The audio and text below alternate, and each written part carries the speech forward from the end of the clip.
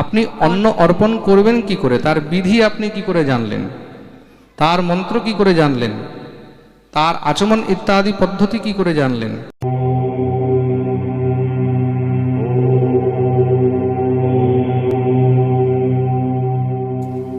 আমি আগে ভগবানকে ভোগ লাগিয়ে প্রসাদ খেতাম।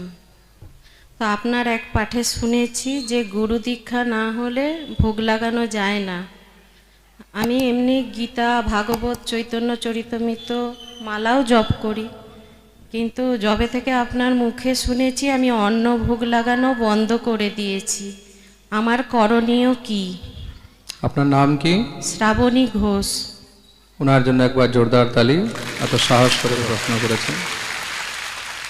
প্রথম তো হলো গোবিন্দকে যে আপনি ভোগ দেবেন, তা ভোগ দেওয়ার একটা অধিকার হয়। অন্নভোগ দিতে গেলে তার অধিকার প্রাপ্ত করতে হয়, আর সেই অধিকার একমাত্র গুরুদেব দ্বারাই প্রদত্ত হয়।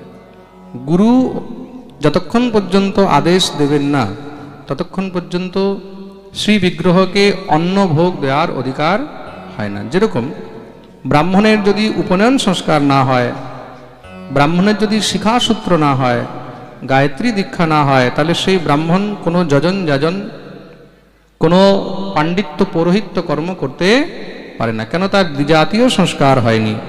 তদ্রূপ যতক্ষণ পর্যন্ত কোনো সাধারণ জীবের দীক্ষা হয় না, ততক্ষণ পর্যন্ত শ্রী বিগ্রহকে অন্ন ইত্যাদি অর্পণ করারও তার অধিকার নেই।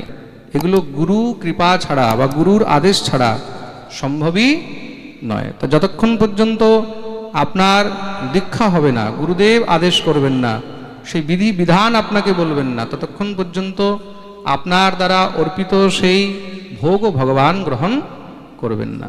তার জন্য আপনার জন্য করণীয় হলো আগে আপনি দীক্ষা গ্রহণ করুন। কোনো সদ্গুরুর কাছে গিয়ে আপনি দীক্ষা গ্রহণ করুন। কোনো বৈষ্ণবের কাছে গিয়ে, যিনি নিরামিষভোজী, যিনি রাধা গোবিন্দের সেবা করেন, যিনি শাস্ত্রীয় পরম্পরা, আচার্য পরম্পরা নিয়ে রয়েছেন, এমন সদ্গুরুর কাছে আপনি দীক্ষা গ্রহণ করুন। আর গুরুদেবের আদেশ প্রাপ্ত করে আপনি গোবিন্দকে নিবেদন করে ভোগ গ্রহণ করুন।